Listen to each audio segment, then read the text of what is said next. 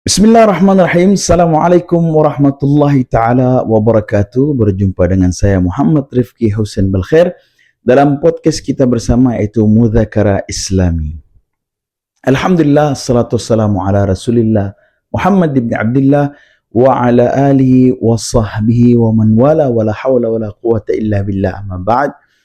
Alhamdulillah, pada kesempatan yang berbahagia ini, pada segmen yang berbahagia ini juga kita dapat bermuajahah, bertatap muka, merilis video terbaru lagi dari channel Mudzakarah Islami, yang mana insyaAllah selalu saya akan update dan rilis video-video yang berkaitan dengan, sesuai dengan tema daripada channel kita Mudzakarah Islami, saling bermuzakarah, saling bertukar ilmu, berbagi kebaikan, dan belajar dalam bab-bab agama Islam, bab-bab mengenai hukum-hukum fikih dasar, fikih syariat, yang mana insya Allah akan menambah daripada wawasan dan pengetahuan kita.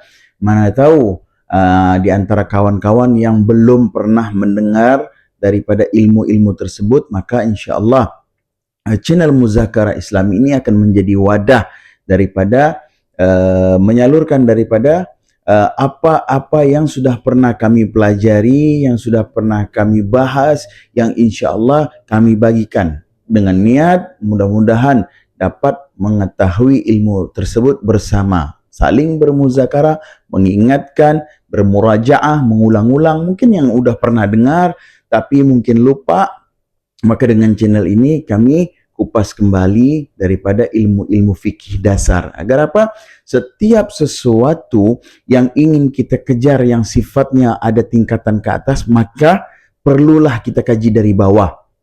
Terutama bagi orang-orang yang ingin dekat kepada Allah, ingin menyempurnakan ibadahnya, maka belajarlah dari bawah, dari dasar, dari fikih dasar. Nah, disinilah insya Allah saya, wabil khusus diri saya sendiri, menasihati diri saya sendiri dan antum-antum sekalian untuk belajar bersama dari bawah. Dengan channel Mudzakarah Islami ini mudah-mudahan bermanfaat bagi kita semua.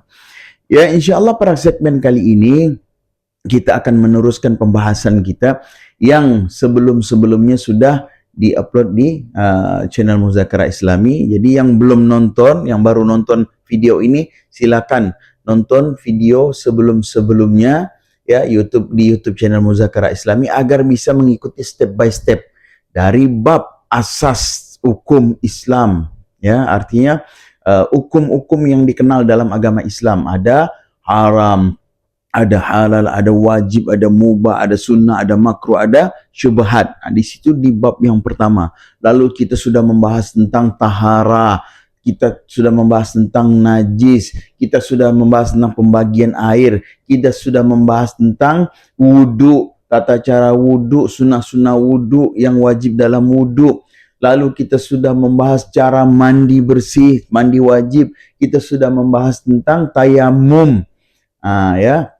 Maka di bab yang segmen kali ini, insya Allah kita akan meneruskan muzakarah kita di dalam bab solat. Nah, ini sudah masuk bab solat. Jadi step by step dari awal tadi, mengenal hukum dulu, harus tahu hukum dan syarat, harus tahu bagaimana bersuci, harus tahu bagaimana bertayamum, harus tahu bagaimana tahara. Nah, sudah kita pelajari semua dan kita amalkan, maka baru kita masuk yang namanya tiang agama, pembahasan tiang agama, yaitu pembahasan tentang solat. Nah, ya, karena ada hadis yang mengatakan as-salatu imaduddin, faman aqamaha faqad aqamaddin, wa man tarakaha faqad hadamaddin. Nah, ini artinya as-salatu imaduddin, salat ialah tiang agama. Ya, as-salatu imaduddin, salat itu tiang agama, asas daripada agama kita ni, ya, untuk selaku hamba kita ni, selaku hamba, penghambaan kita kepada Allah, maka solat itulah yang utama. Faman aqamaha faqad aqamaddin, barang siapa yang mendirikan solat, maka ia tersebut mendirikan agamanya sendiri. Wa man tarakaha faqad hadamaddin, dan barang siapa yang meninggalkan solat tersebut, maka dia menghancurkan agamanya sendiri.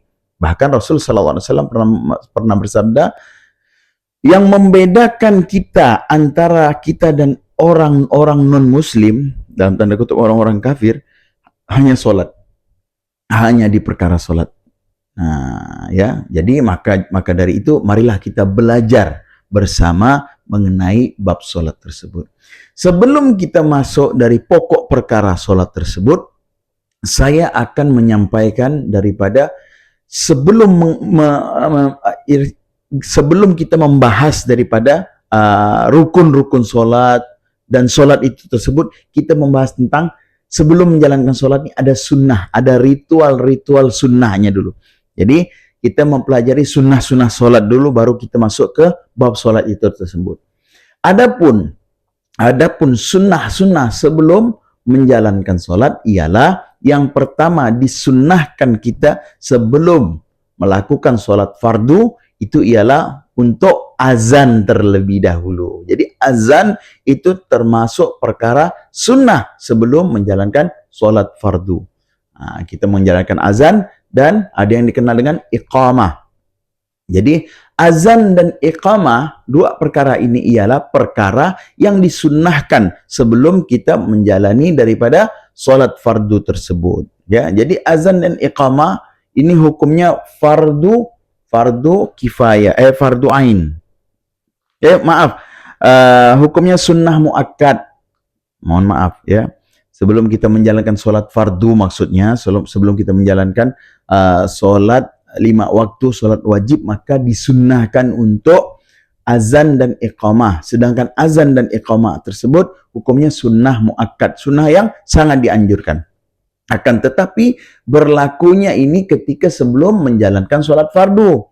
Terus bagaimana kalau kita azan dan iqamah sebelum menjalankan solat sunnah? Ya, solat sunnah tidak disunnahkan untuk azan dan tidak disunnahkan untuk iqamah. Hanya saja solat sunnah cukup dengan seruan. Seruan itu adalah panggilan untuk solat sunnah tersebut. Contoh, seperti kita menjalankan sholat tarawih. Sholat tarawih itu kan sholat sunnah. Jadi tidak disunnahkan untuk azan dan iqamah dulu sebelum sholat tarawih tersebut. Tapi cukup dengan seruan. Bagaimana seruannya? As-salatu tarawih jami'atan rahimakumullah. Nah, itu seruan yang cukup kita serukan ketika kita ingin menjalankan sholat sunnah tersebut. Tidak perlu dengan azan dan tidak perlu dengan iqamah. Itu sekilas tentang sunnah-sunnah sebelum sholat. Ya, saya bacakan lagi biar lebih jelas. Sebelum sholat, ya, kita disunnahkan mengerjakan azan dan iqamah. Ya, azan ialah kata-kata seruan yang tertentu untuk memberitahukan akan masuknya waktu sholat fardu. Ya, jadi azan ialah seruan, ya, seruan tertentu yang dilakukan sebelum masuknya sholat fardu. Sedangkan iqamah ialah kata-kata atau seruan sebagai tanda bahwa salat akan dimulai. Jadi azan itu sebelum salat, sedangkan iqamah itu ketika ingin memulai salat fardu tersebut. Ya. Adapun salat-salat sunnah ya tidak perlu kita gunakan dengan menggunakan azan dan iqamah, cukup dengan seruan. Seperti tadi saya contohkan ketika kita sholat sunnah tarawih, cukup dengan as-salatu tarawih jami'atan rahimakumullah. Ataupun sholat idul fitri. Sholat idul fitri kan hukumnya sunnah muakkad juga. Jadi cukup seruan dengan as-salatu idul fitri jami'atan rahimakumullah. Tidak disunahkan azan dan tidak disunahkan untuk iqamah. Ya, sedangkan hukum azan dan iqamah tersebut, seperti saya tadi sampaikan bahwasanya hukumnya ialah sunnah muakkad, sunnah yang sangat dianjurkan. Ya. Adapun lafaz azan itu hampir sama dengan lafaz iqamah, hanya saja lafaz azan itu berulang 2 kali di setiap baitnya. Contoh, Allahu Akbar, Allahu Akbar, Allahu Akbar, Allahu Akbar, asyhadu an la ilaha illallah, asyhadu an la ilaha illallah, 2 kali semua. Asyhadu anna Muhammadar Rasulullah. Begitu juga hayya 'alas salah, hayya 'alas salah, hayya 'alal falah, hayya 'alal falah, semua 2 kali. Nah, tapi kalau iqamah sekali-sekali saja. Allahu Akbar, asyhadu an la ilaha illallah, asyhadu anna Muhammadar Rasulullah, hayya 'alas shalah, hayya 'alal falah. Ada tambahan qad qamatis shalah, qad qamatis shalah. Nah, itu perbedaan antara azan dan iqamah.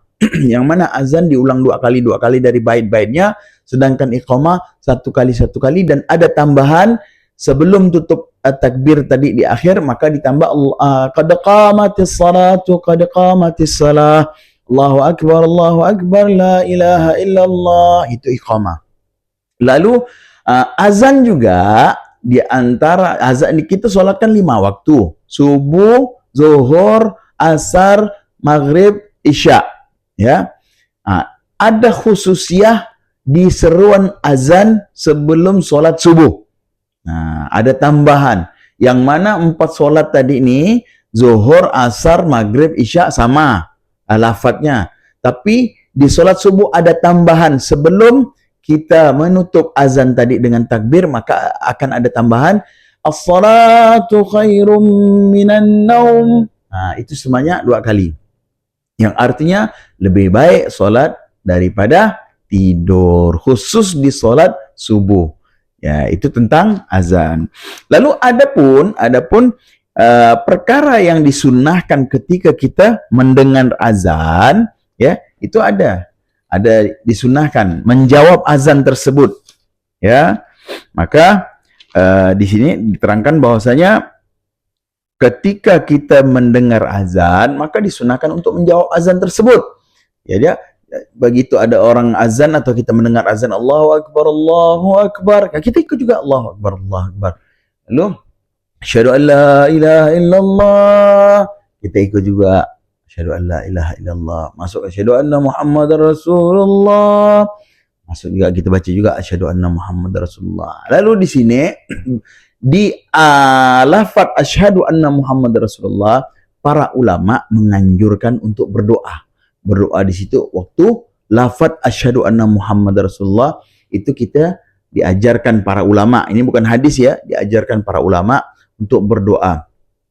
Pas asyhadu anna Muhammadar Rasulullah, marhaban bi dzikrika qurratan a'yun bika ya Rasulullah.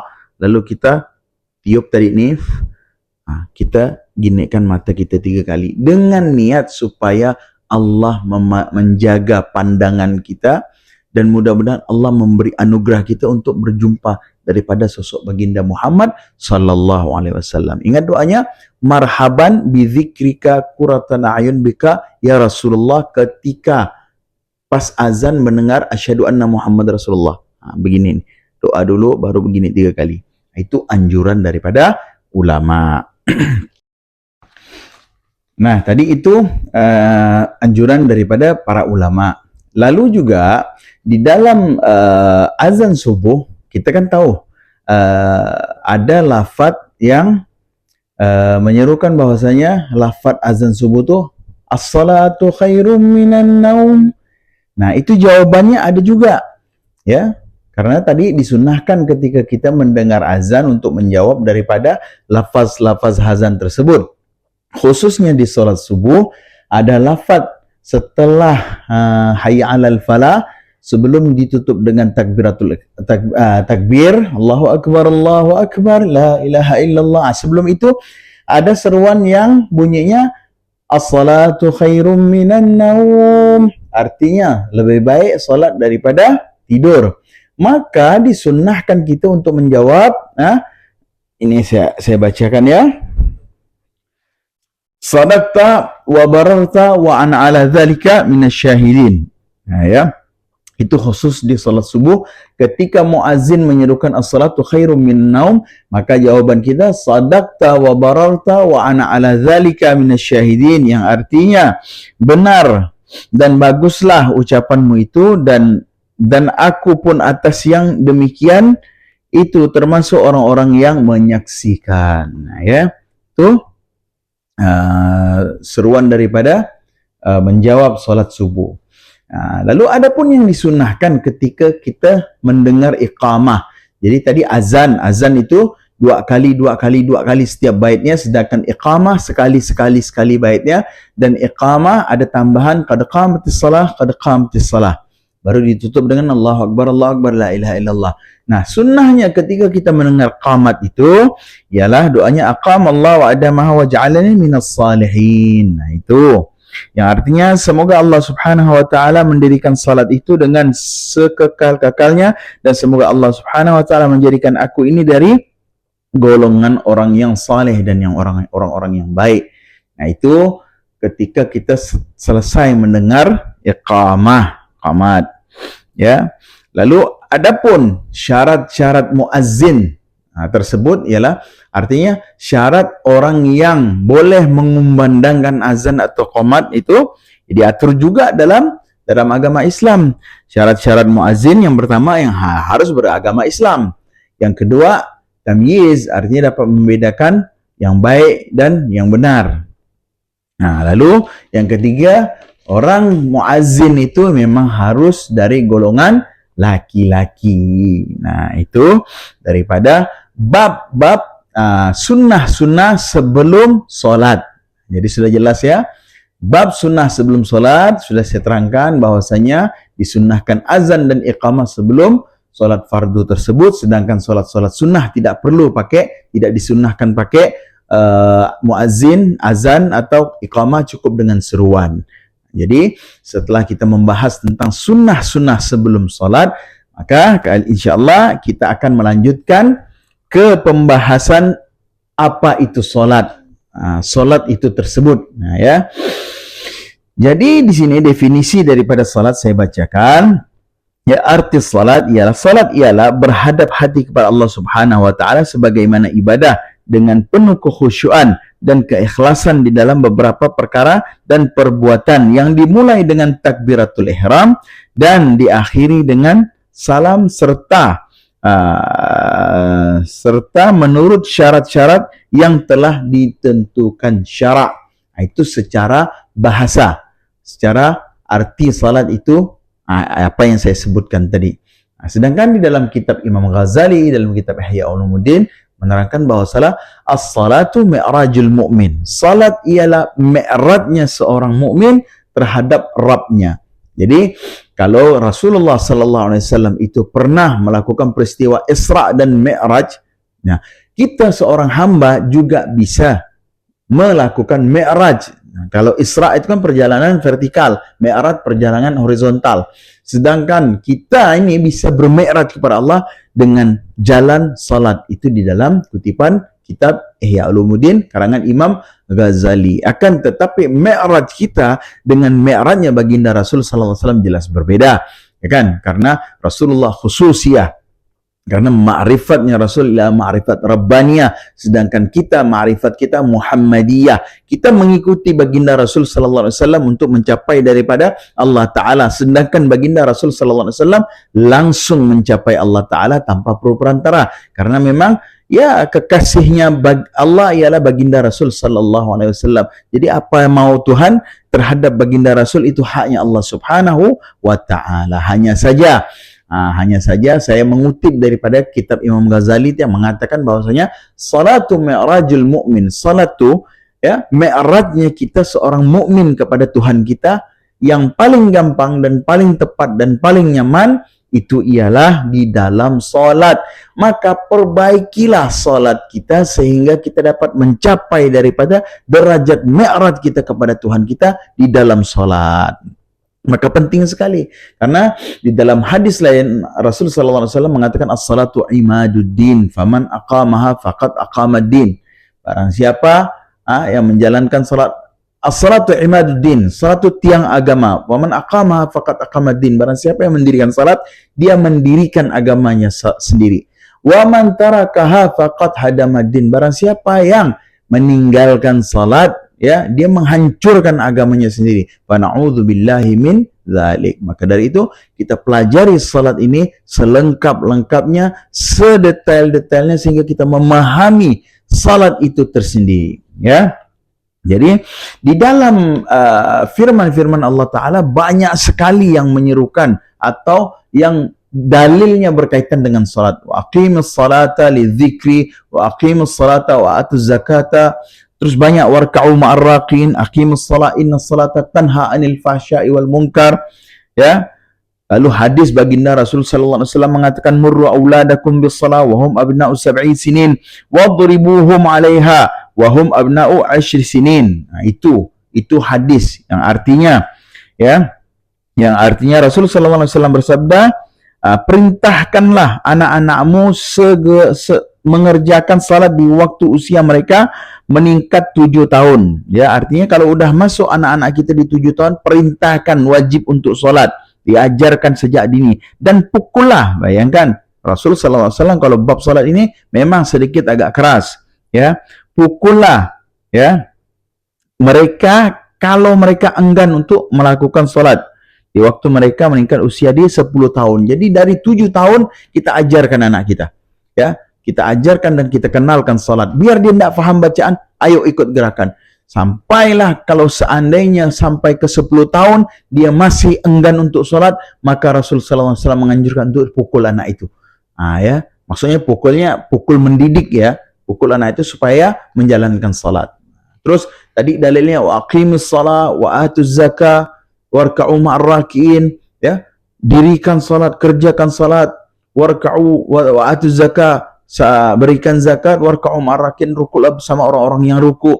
Lalu di firman yang lain Allah Subhanahu wa taala berfirman dalam Al-Qur'an, "Inna salata kanat 'alal mu'minina kitaban mawquta." Sesungguhnya salat itu terhadap orang-orang mukmin kitaban, sudah ditentukan, mawquta, dan waktu-waktunya sudah ditentukan. Jadi tidak ada illah, tidak ada pengecualian bagi orang-orang yang mengaku Islam, ya, atau ingin mencapai predikat mukmin, lalu dia enggan untuk menjalankan sholat, tidak ada illah. Jadi hati-hati, ya, hati-hati khususnya bagi kita-kita ini, mungkin yang pernah duduk di dunia tasawuf, artinya belajar ma'rifat, belajar tasawuf. Kalau sudah di dalam ajaran itu, ya, melarang atau tidak menganjurkan sholat fardu, sholat lima waktu, tinggalkan. Siapapun gurunya, bagaimanapun bentuknya, bagaimanapun hebatnya, kesaktiannya, karomahnya, kalau dia sudah tidak mengajarkan kita untuk menjalankan salat 5 waktu, tinggalkan. Karena baginda Rasul sallallahu alaihi wasallam mensyariatkan salat nih, perintah langsung dari Allah Subhanahu wa taala.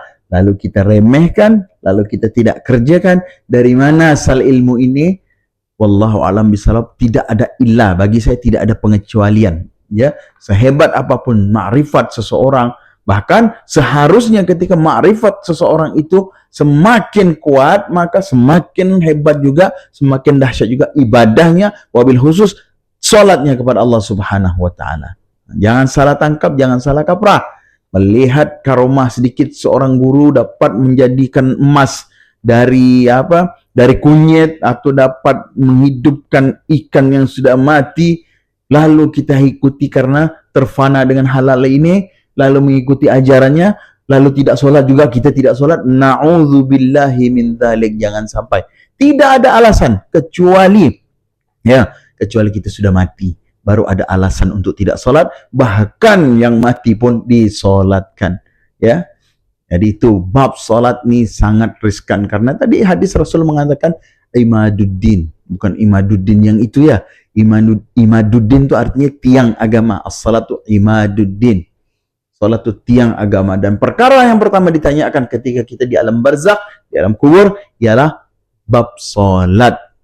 Nah, maka dari itu saya mengajak sekalian belajar ini supaya memahami daripada salat tersebut, karena di dalam salat nih banyak pembahasan dan babnya. Ada syarat-syarat wajibnya salat, ada syarat-syarat sahnya salat, ada rukun salat, ada yang membatalkan salat, ada sunnah-sunnahnya salat yang harus kita pahami sehingga kita dapat menjalankan secara sempurna apa itu salat yang sesungguhnya, ya. Jadi saya kira sekelumit intro tentang salat tadi mudah-mudahan dapat dipahami, ya. Dapat dipahami, karena ini memang harus kita pahami betul-betul. Lalu setelah dalil-dalil yang menguatkan tentang wajibnya salat itu, kita masuk ke dalam bab pembahasan yang pertama, ialah syarat-syarat wajibnya seorang itu untuk salat. Nah, ya, perlu dipahami, ini syarat, ada syarat wajib, ada syarat sah, dan itu keduanya beda pembahasan. Ya. Yang pertama syarat wajib. Syarat wajib ialah ketika syarat ini dicukupi bagi orang yang wajib untuk melakukan sholat. Nah, kalau salah satunya lepas atau tidak masuk syarat, maka tidak wajib orang itu untuk sholat. Ya, salah satu beragama Islam. Yang pertama beragama, artinya orang yang tidak beragama Islam ya tidak diwajibkan untuk sholat, karena sholat ini diwajibkan bagi orang-orang Islam, bagi orang-orang yang mukmin, yang Muslim. Jadi syarat pertama, syarat wajibnya orang sholat ialah pertama beragama Islam. Lalu yang kedua sudah baligh. Apakah sebelum baligh tidak wajib? Memang tidak dikenakan kewajiban, akan tetapi sudah harus diajarkan. Sebagaimana hadis tadi yang Rasul mengatakan ketika umur anak itu 7 tahun, maka perintahkanlah dia untuk sholat. Artinya kita sudah mulai kenalkan dan ajarkan. Ketika sampai ke 10 tahun dia masih enggan untuk sholat, fadribu. Nah, pecut dia.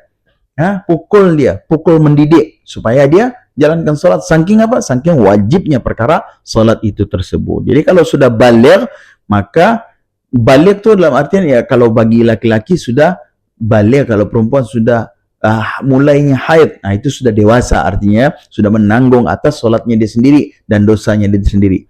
Maka diwajibkanlah orang itu untuk sholat. Yang ketiga berakal, artinya orang yang berakal yang ya sehat akalnya wajib untuk sholat. Kalau orang gila bagaimana? Kalau memang dia memang hilang akalnya, tidak berakal, tidak diwajibkan. Ketika dia sadar dari gila dia, kembali lagi wajib. Nah itu ya. Lalu yang keempat, suci dari haid dan nifas bagi perempuan. Bagi perempuan di dalam keadaan haid maupun dalam keadaan nifas tidak diwajibkan untuk sholat, bahkan tidak perlu diganti. Akan tetapi ketika dia sudah selesai haid, sudah selesai nifas, maka diwajibkan kembali dia untuk sholat. Nah bagi laki-laki dalam keadaan junub tidak boleh sholat, harus mandi wajib untuk menghilangkan hadas besarnya, yaitu najis junub. Najis junubnya dulu baru boleh melakukan salat. Lalu yang terakhir, telah mendengar ajakan dakwah Islam. Nah, ini maksudnya telah mendengar ajakan dakwah Islam, maksudnya apabila ada satu kelompok atau suku apakah yang memang tidak pernah terkontaminasi daripada ajakan dakwah Islam, wabil khusus tentang bab salat, maka belum jatuh kewajiban bagi mereka itu tersebut. Contoh orang pedalaman, atau orang pegunungan, atau orang pelosok yang memang benar tidak pernah ada datang ustadz atau tokoh agama ataupun dakwah-dakwah Islam yang masuk ke kampung itu, dan mereka memang belum tahu apa itu salat, apa itu Islam, maka tidak ada kewajiban bagi mereka. Akan tetapi apabila mereka sudah mengenal, mengetahui dan pernah disampaikan tentang dakwah-dakwah atau ajakan-ajakan Islam untuk mewajibkannya kita salat, ya, maka sudah jatuh wajib bagi mereka untuk melakukan salat, ya. Jadi itu ialah syarat-syarat wajibnya seseorang untuk melakukan salat, ya. Jadi selanjutnya baru kita masuk ke syarat-syarat sahnya salat, ya. Yang tadi syarat wajibnya salat, sekarang masuk ke syarat sahnya salat. Jadi sahnya salat seseorang itu ada syaratnya. Apabila salah satu saja syaratnya lepas, maka tidak sah. Maka harus kita pahami syarat-syaratnya supaya bagaimana salat kita sah. Yang pertama, suci dari kedua hadas kecil maupun besar. Nah, seperti video sebelumnya, podcast sebelumnya, kita sudah menerangkan ya bagaimana apa itu hadas kecil, apa itu hadas besar, bagaimana cara menghilangkan hadas kecil dan bagaimana menghilangkan hadas besar. Yang pertama syarat sahnya seseorang itu salat ialah suci dari dua hadas, hadas kecil maupun hadas besar. Hadas kecil cukup kita bersihkan dengan cara bersuci dengan berwudu, sedangkan hadas besar harus kita bersihkan dengan cara mandi wajib. Nah itu kalau yang belum paham tentang wudhu dan belum paham tentang mandi wajib, boleh dicari videonya di podcast Muzakarah Islami yang sebelumnya sudah saya upload tentang mandi wajib, tentang wudhu. Nah, itu semua sudah lengkap. Nah, silakan penonton setia YouTube, penonton setia Muzakarah Islami yang ketinggalan video, yang baru nonton video ini, kalau mau ikut pelajaran sebelum-sebelumnya, lihat di channel Muzakarah Islami, insya Allah sudah terupload semua. Lalu kita masuk yang kedua, Ya, syarat-syarat sahnya salat, suci seluruh anggota badan, pakaian dan tempat daripada najis. Jadi tidak cukup hanya saja kita mensucikan diri kita dari najis kecil atau najis besar ya, dengan berwudu saja. Perlu kita perhatikan pakaian kita ini harus bersih daripada najis juga. Ya, juga tempat kita ibadah, tempat kita salat juga harus bersih daripada najis, jangan sampai terkontaminasi najis juga. Agar apa? Agar kita lepas daripada syarat-syarat untuk sahnya kita sholat. Jadi selain kita bersuci, berwudu, ataupun kita mandi wajib kalau memang menanggung hadas besar, lalu kita berwudu untuk menghilangkan hadas kecil, perlu kita perhatikan pakaian. Entah gamis, entah baju, entah sarung. Jangan sampai pakaiannya ingin kita membawa di dalam sholat itu terkontaminasi najis. Juga tempat untuk kita bersujud, untuk kita sholat menghadap Allah harus bersih juga dari najis. Agar apa? Agar sah sholat kita. Karena itu syarat. Lalu menutup aurat. Selanjutnya termasuk syarat sah sholat ialah menutup aurat.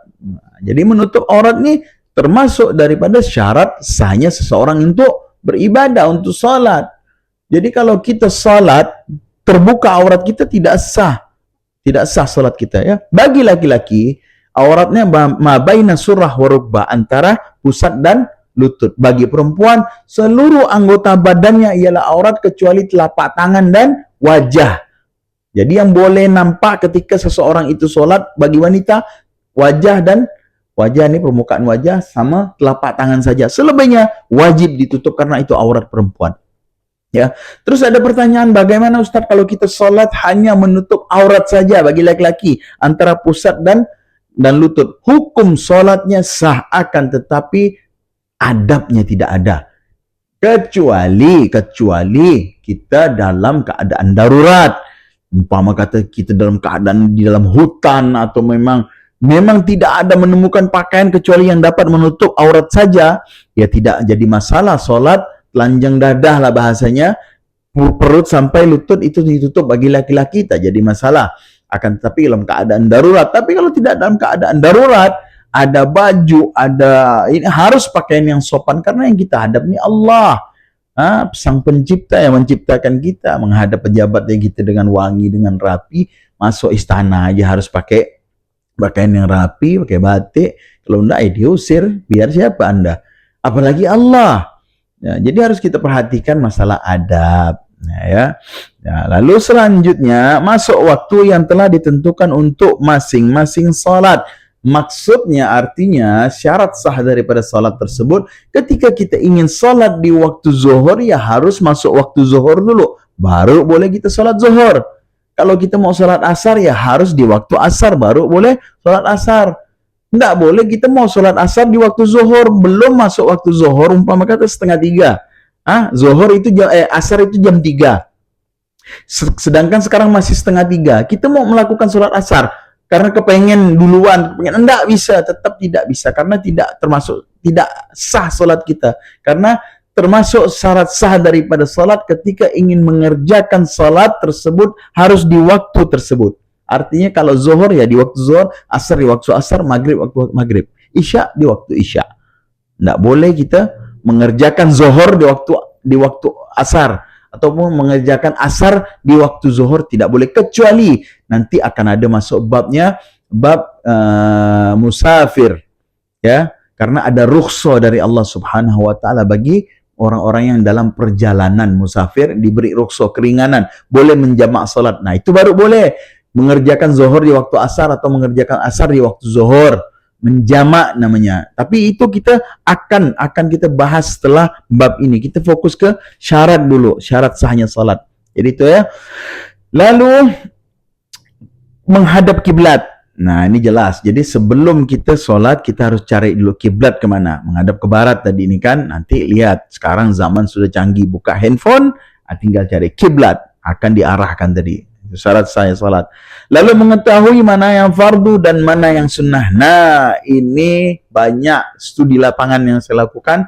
Banyak sekali daripada teman-teman kita yang di luar sana yang tidak faham isi solat tersebut, mana perkara sunnah, mana perkara wajib, mana yang rukun, Mana rukun, mana sunnah tuh banyak yang tidak faham.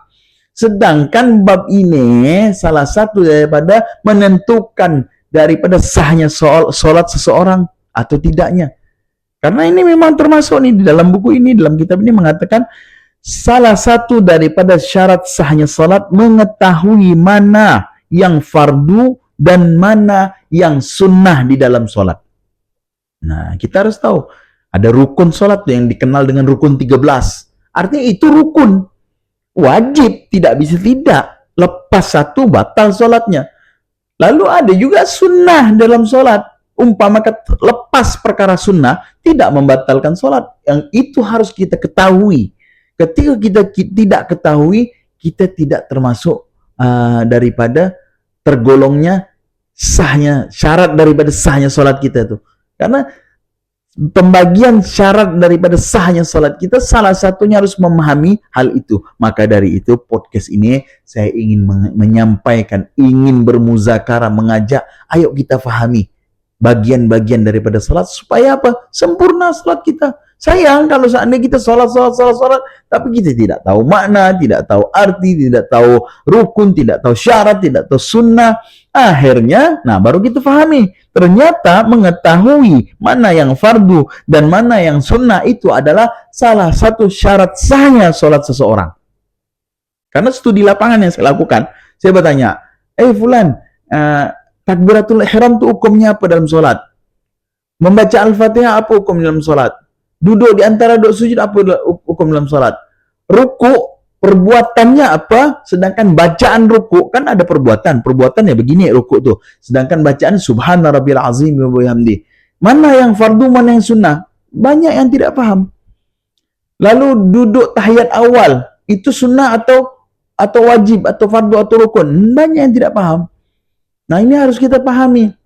Sehingga salat kita berkelas dan berkualitas, sehingga mencapai daripada apa-apa yang disampaikan dan diinginkan oleh baginda Rasul sallallahu alaihi wasallam, mencapai daripada kesempurnaan salat itu tersebut. Walaupun sempurna itu milik Allah, tapi setidak-tidaknya kita belajar untuk mencapai kesempurnaan itu tersebut dengan belajar dan muzakarah, mutalaah, murajaah.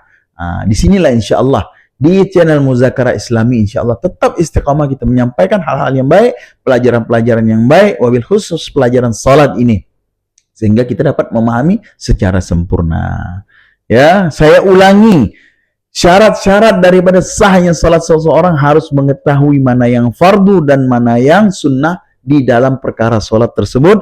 Lalu yang terakhir, menjauhi perkara-perkara yang membatalkan salat. Jadi kita harus jauhi larangan daripada perbuatan yang dapat membatalkan salat. Ya, artinya ketika sakit perut, sudah mau buang air, buang angin, ya janganlah kita lanjutkan salat kita. Buang air dulu, setelah itu bersuci, wudhu, baru kita lakukan salat. Jangan udah mepet-mepet masih gak salat tuh, kita hindari.